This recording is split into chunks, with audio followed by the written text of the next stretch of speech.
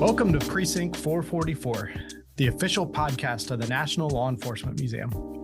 I'm your host, Josh Bronson, Director of Education, Programs, and Visitor Experience at the museum.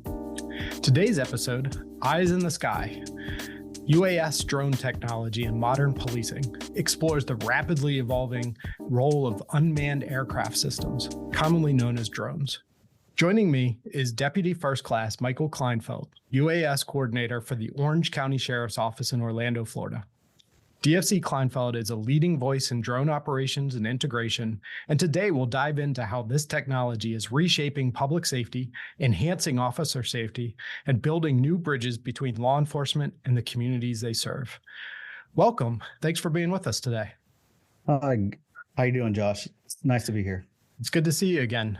So let's start with the basics, because I'll be honest, I'm not an expert in drone technology. I'm more of a novice, let's say. So let's start with the basics. And how did you first get involved with UAS operations, and what drew you to this area in law enforcement? Well, it started when I went back to college. I went to University of Central Florida. At the time, drones started making their way onto the landscape, and in law enforcement, as well as just in general society, you could go to a store and purchase a drone. And I was always a big hobbyist when I was a kid. Always had an interest in RC cars, RC planes, that type of stuff. So when I went to the University of Central Florida, there was courses for the law and technology and aviation law as it pertains to drones.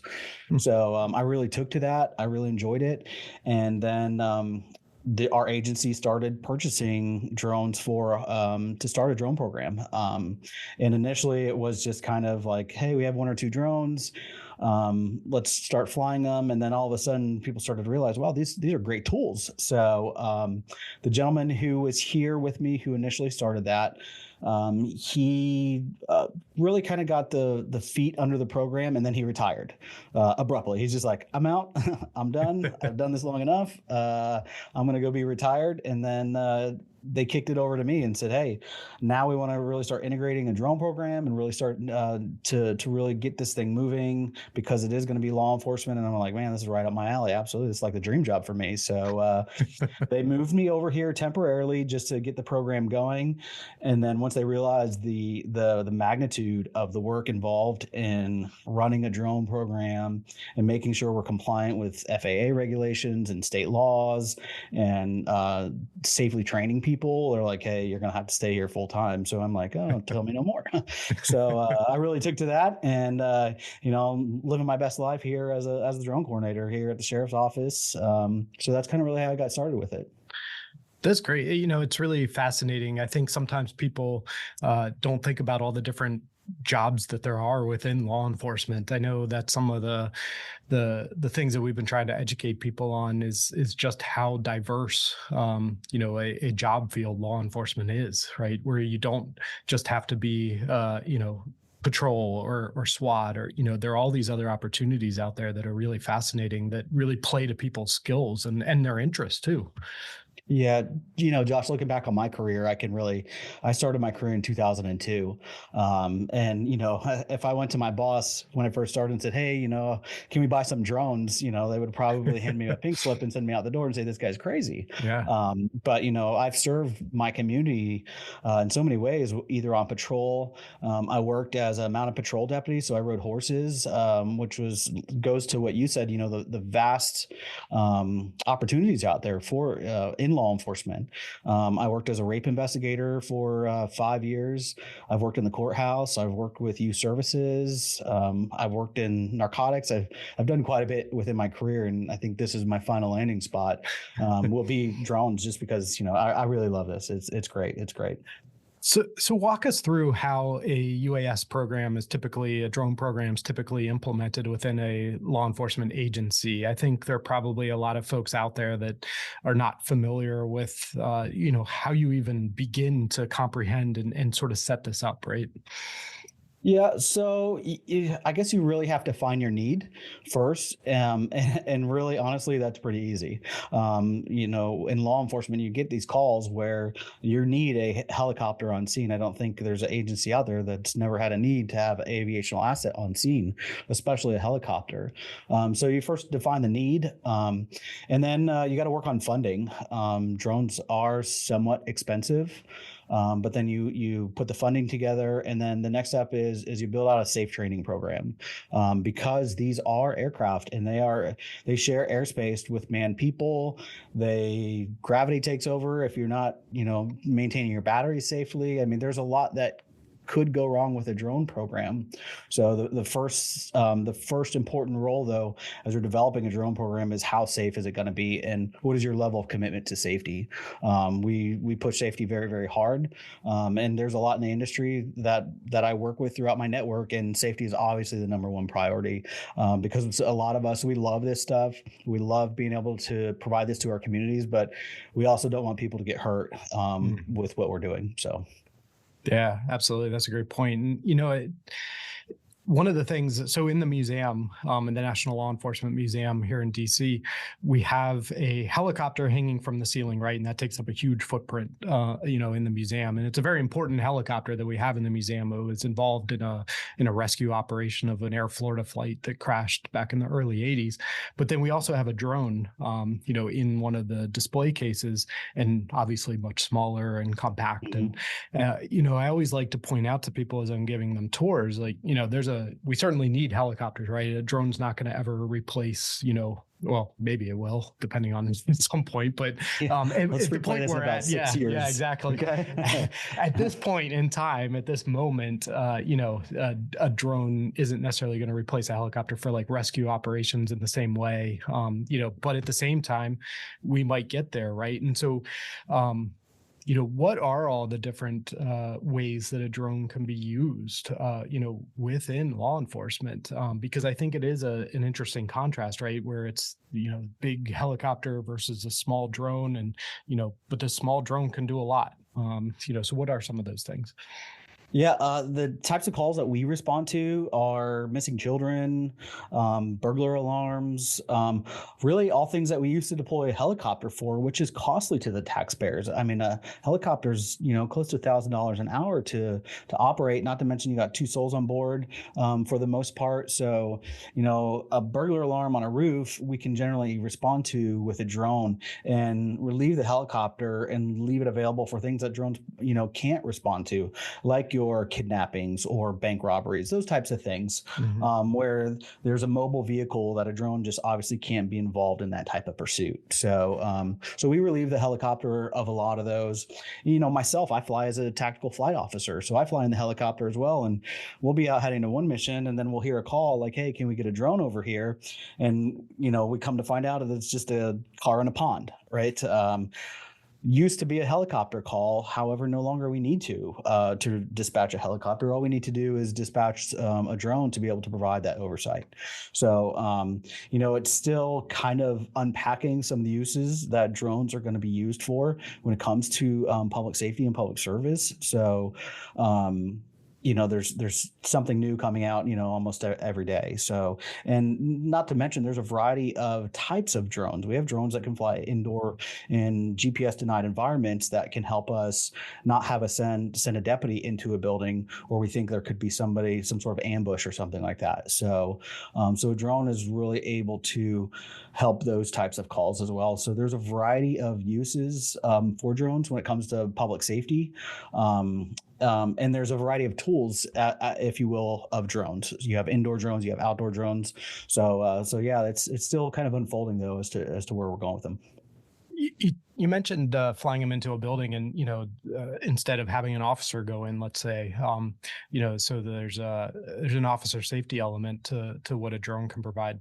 To talk about some of the ways that that officer safety comes into play, because I mean, we are in existence to honor the fallen, but we also want to prevent more folks from ending up on the wall, the memorial wall. And so, part of our mission is officer safety and wellness. So how can a drone sort of play into and help in that case of officer safety? Well, let's just take in a hypothetical situation, a ambush, where somebody has booby trapped their house.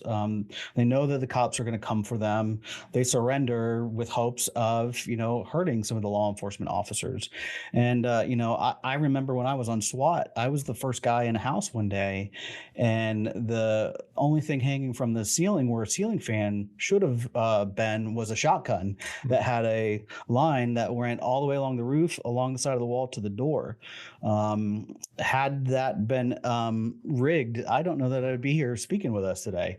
So I know they exist, and I know there's officers and deputies out there that know these situations exist. But the drones being able to go in there and look under things and check corners in situations really. I think it speaks for itself in that sort of situation, because you have great technology out there. For example, Skydio, they just came out with their R10 drone, their indoor drone that lights on it. It connects cellular service where you can watch it basically anywhere in the world that you have access to the internet on. So that really gives decision makers the ability to really help make those decisions as well, which will then keep the officers and deputies safe. That's great. And I'm also thinking about the community. I mean, I think part of, there are two parts to the drone conversation, I think, when it comes to the community. And let's focus on the helping part first, the part that people sort of like to see, where I'm thinking back to a call I had where, a person fell from a church bell tower onto a hard concrete inside a wall, basically, right? And it was an open wall, open space. But I'm even thinking a drone could have been useful in that situation, because we didn't know exactly, and the fire department didn't know exactly where the person was inside the building. But had we been able to fly something in and be able to see, sort of where this person was, the rescue crews could have potentially gotten to him more quickly. So, when it comes to those types of, calls, helping the community, keeping the community safe, what comes to mind for you? Let me ask you to unfold that question a little bit more. What do you mean? What comes to mind for me when it comes to those? So let's throw it out there, right? There are privacy considerations. There are a lot of groups that are anti-drone use for whatever reason. So what are some of the ways that you can highlight, or, are there calls out there that you can highlight where a drone would have been useful in keeping the community safe? When even aside from keeping officers safe, right? It's keeping the community as a whole safe. I mean, there's a whole list of them. I can recall one sort of situation where two little boys actually got a hold of a handgun, and they were hiding behind an AC unit, holding the handgun, and they were able to utilize that drone to give the officers an advantage, but at the same token, see what the boys were doing. The boys, I guess, didn't realize that the drone was there till later on. Because of that drone, I think they helped the officers make good decisions, which kept those two little boys alive. But when it comes to keeping the communities safe, if you talk about large events, we've had drones out for protests, and we don't care what you're protesting for. We just want to be there to be able to make sure that everybody gets to exercise their protected speech. The cops are safe, the protesters are safe, and then at the end of the day, everybody just goes home. So, drones are a great tool to be able to help us provide that type of overwatch and keeping the community safe. Because sometimes those situations can be very heated and very emotionally charged, and we're not in the business to try and make that even worse. So I think the drone really plays a role in that. And other ways to help the community is I do a lot of public speaking. I go out to the University of Central Florida, and I have a few professors or a professor out there that I go to his class every semester, and I talk about drones, and I show people like, hey, There's no weapons on drones. We're using drones for a good reason, for keeping our community safe. So we talk about those things. In Florida, there are certain requirements that require how we can utilize a drone. In some situations, we have to apply for a search warrant. The Florida laws came out and said, hey, listen, we're going to allow government to use drones, but they can only use them within these areas. So, and we support it. It really hasn't hurt us at all. We love, the advancement of the drones and how it's able to help keep us safe. And again, it does definitely keep the community safe. And let's talk about the cost savings. If I reflect back to the helicopter, like $1,000 an hour, if we can relieve the helicopter from having to do that, it's a considerable savings to the taxpayer. So it's a win-win in that situation. No, that's great. Thank you. Let's go back to privacy though. And you sort of touched on a little bit when talking about, some of the things the state has done, as far as laws and things. But how do you and the Orange County Sheriff's Office, how do you address those ethical considerations and build trust around drone use? Because laws are great that start to, address certain areas, when it comes to public trust. But there's more to it, right? There always is. And so how do you all really address those things with the community? I think we're very transparent when it comes to dealing with our drones. We don't keep it a secret. From bad guys, we might. So if we're investigating them, obviously we're not going to tell them bad guys, hey, we're using a drone today. But when it comes to public involvement, we also have a citizen review board that I've been in front of or spoken in front of, and I've laid it all out there. Like, this is what we do. I'm the guy who created the program. I'm big on privacy. So, and all of our calls or all of our launches and deployments are recorded. So the moment the drone leaves the ground, there's a recording of it until the drone actually comes all the way back down. If anybody came into my office and said, hey, I want to see this flight from this date, sure.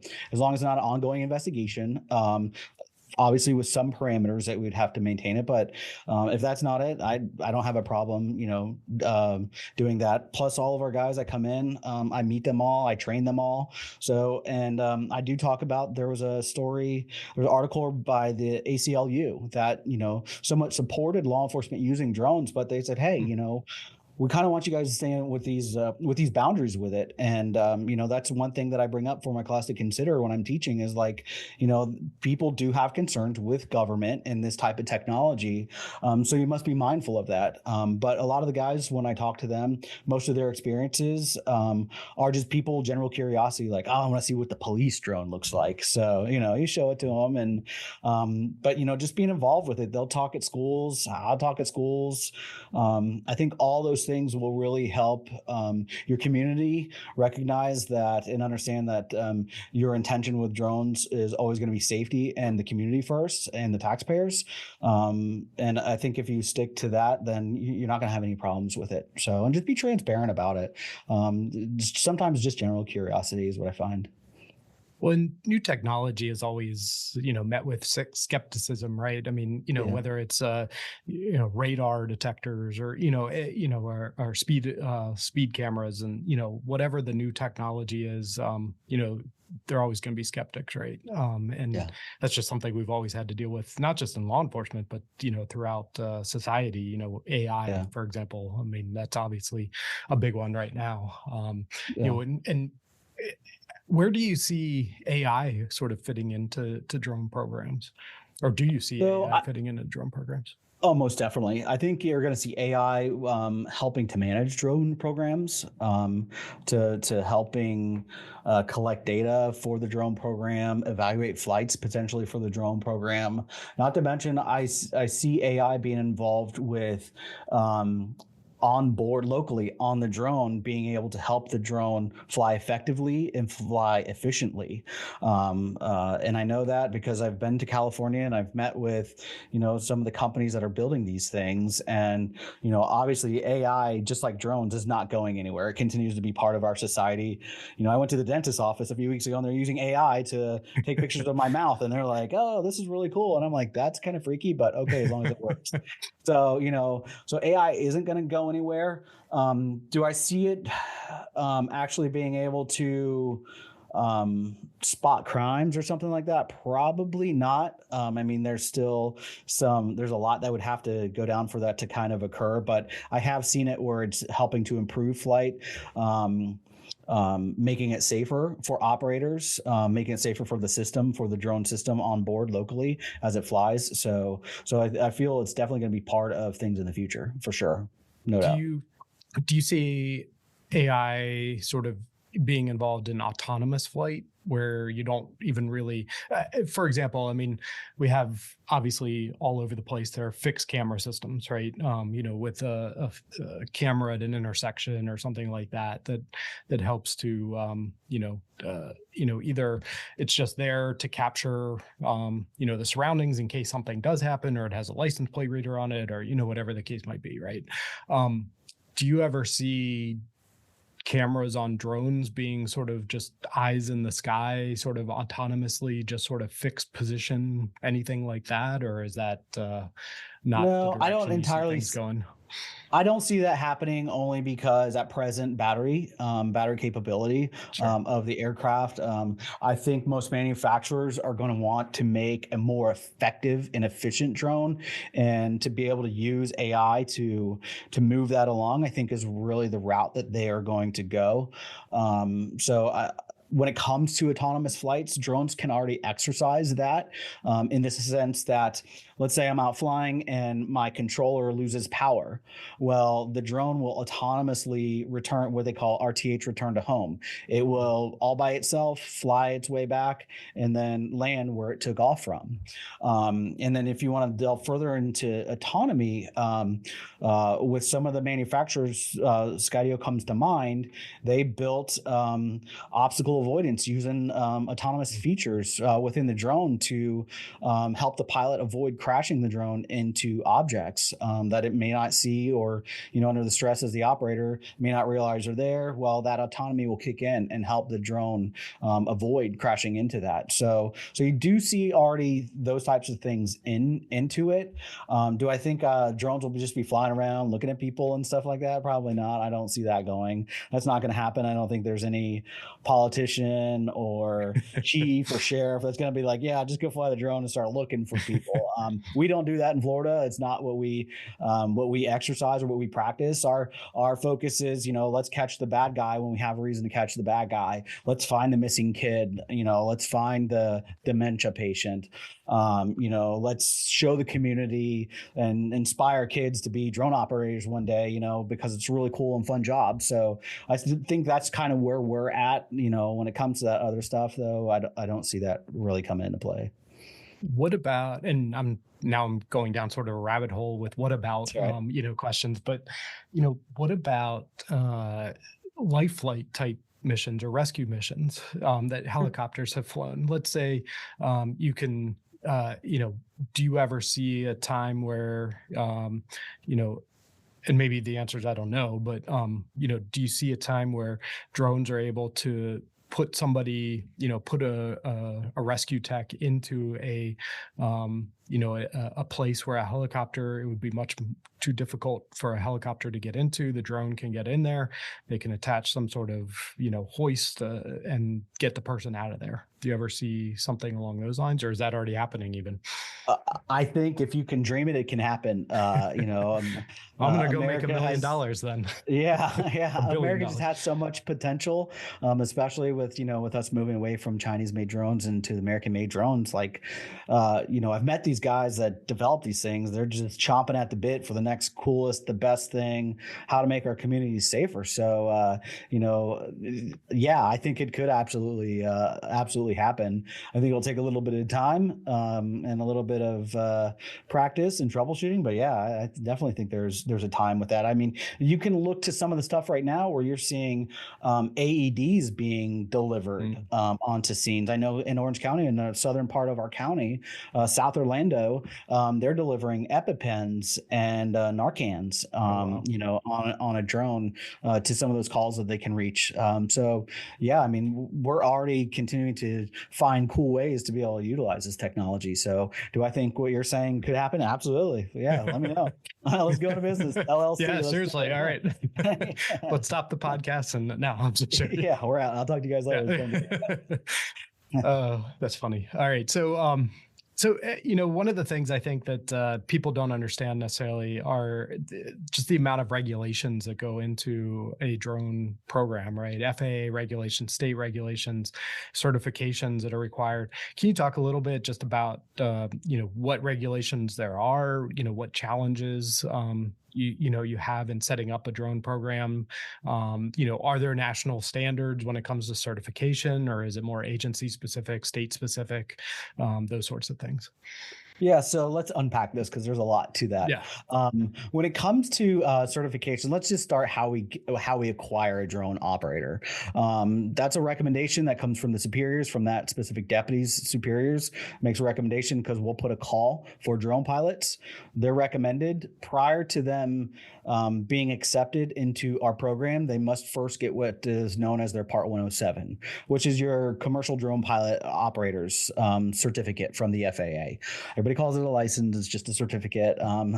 People say, I'm a licensed pilot. No, you're not. You're just a certificate. That's one of my pet peeves. It triggers me every time. But yeah, you'll get your certificate from the FAA. After you've acquired that, then we host our own in-house 40-hour program, which I call the RPIC school, Remote Pilot and Command School, that I wrote. I created the whole entire program.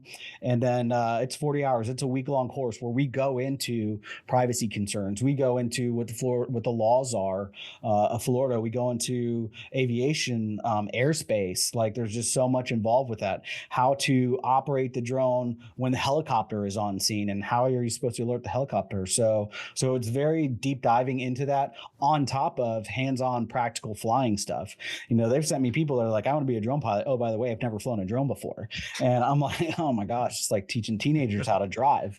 It can be pretty rough. So I run into those obstacles, but we seem to make it through it. And then at the end, there's scenarios.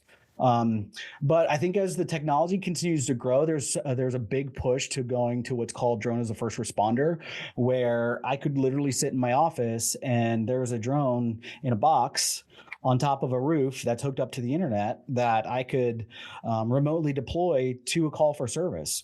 So literally sitting in my office or anywhere I have connection to in the world, as long as I have access to the internet, the top will open up, the drone will launch, and it'll deploy wherever I send it. So, but there are heavy regulations by the FAA that come along with that.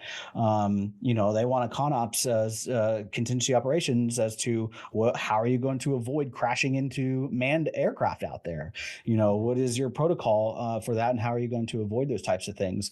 So there is Part 91 and certificate of waivers that kind of just came out. I think as it goes further along, there is Part 108, which will open the door for more commercial beyond visual line of sight operations.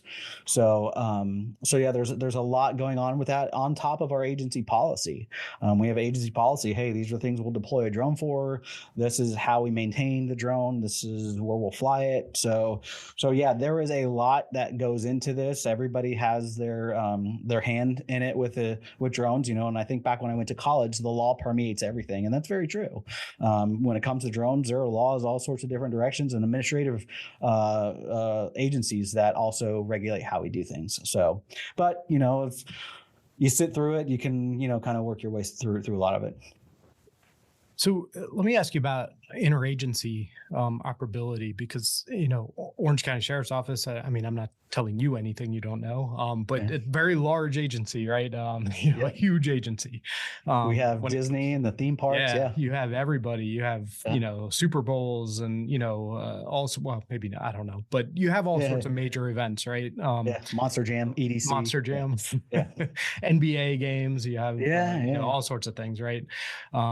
Where a lot of different agencies have to come together, and very often that even means federal agencies, that, come in, presidential visit, or, you have Secret Service and FBI and everybody involved. Right. So, and so how do you sort of mesh all of that together? When it comes to a drone program, do you all have to get on the same page ahead of time? I'm assuming yes. But does it always happen? Are there tips you can provide to our listeners for how you work through some of those challenges and things when it comes to interagency cooperation and interoperability? When it comes to tips, I mean, the best I could recommend obviously is communication. Establish that line of communication, understand where your operating area is going to be. And it goes back to training, having a good training program. I mean, our guys have operated next to each other, so they know, like, hey, if you're at 75 feet and I'm at 75 feet, like, we probably shouldn't be both at the same plane of elevation. So I need to go to 125 or 100, whatever type deal. So I mean, if your agency that you're working with doesn't have a training program in place, obviously you're going to want to stick next to that person very closely, because you're going to, as an experienced operator or an operator with good training, you're going to pick up on things that probably that other operator maybe just isn't familiar with. Doesn't mean they're a bad drone pilot. Their agency may not just give them that sort of experience or that sort of training, which I get. Budgets sometimes happen that way where they just can't afford it. So I think as an experienced operator, you try to coach that person so that maybe they learn something. So that way, when you guys work again, you can work together. Because really, there's no reason to be at odds with each other. Just because they work for agency A and you work for agency B, which has great training, does not mean that they should be treated in any certain way. So, because in the end, we all represent what drones represent for law enforcement. So we both have an interest in making sure that that mission is successful and nobody gets hurt. So, obviously that one tip would be, communication. And the next one is just working together. You know what I mean? So we share the same purpose, whether we're chasing bad guys on foot or we're flying drones. We still care about each other. So, and, I just had that experience the other day. I had a gentleman who doesn't have the same type of training, kept him close, and I shared some ideas with him as he's trying to work on building his drone program. So that would be what I would recommend. That's great. What final advice do you have to our listeners if they're interested in starting a drone program, or if they're just interested even in just learning more about drones? I mean, some of our listeners are not don't work for law enforcement agencies, or they're the public. What advice do you have for people that want to learn more about either starting a drone program or just learn more about drone use in law enforcement? Run. It's so complicated. No, it is, the best advice is it's an exciting time, embrace it. We're seeing such change in law enforcement and such a new tool for, which is really positive for first responders and our communities. So really, if you want to get involved with it, I think it's awesome. I highly recommend, new law enforcement officers that are starting in their career, because, guys like me are laying the groundwork for these guys to really take over and turn it into something amazing that will always be part of law enforcement. And if you reflect back to some of the early stages of law enforcement, like when they first got police cars, right? Like, oh my gosh, now we all have police cars, right? Yeah. And you can continue to look through the timeline of law enforcement, and there's always something there, and there was always somebody there at that moment that helped to make that situation great. And I feel that's where my role is, and that's where I'm in this timeline of things is, hey, I'm laying the groundwork for the guys that are going to take over as the coordinator in the future, developing good training, developing good practices and programs, and reaching out to people in the community or the tourism district so they can see what we're doing with these drones to keep people safe, and how they're impacting our communities in a positive way, either when it comes to taxpayer funds or being transparent about some of the stuff that we do with drones. So I think if you keep a lot of those in mind as somebody that's wanting to start a drone program, it can really elevate your drone program. And then always, always, always be safety focused. Don't jeopardize safety at no cost. It's not a route that you want to go. Your lawyers aren't going to want to hear that. I know our lawyers definitely want to make sure that we're operating a safe program. And then, once you get your feet feet under there and you start to show that, I think your agency will really start to buy on and see how effective it is. So, but again, study as much as you can. You got to pursue this stuff because it changes every single day. The technology just continues to change. There's something new, or there's some sort of new tactic.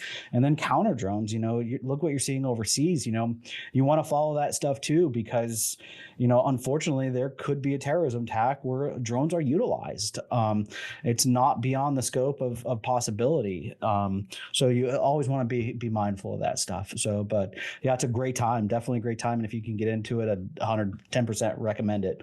So that would make a great next topic in the drone conversation is counter UAS technology. Yeah. And because that's a whole nother challenge in and of itself. So maybe we can have you back on and talk more about that. So let's do it. Yeah, absolutely. All right. Well, thank you so much for joining us. I really do appreciate it. Appreciate you sharing your expertise, your experiences with us. It's really clear that drone technology, UAS technology, it's not just a tool, right? It's a transformative force in modern policing. And as agencies continue to innovate, the balance between effectiveness, transparency, and community trust will be more important than ever. To our listeners, if you enjoyed this episode, be sure to subscribe to Precinct 444 and follow the National Law Enforcement Museum for more conversations at the intersection of law enforcement, technology, and public service. Until next time, stay safe, stay curious, and keep looking forward.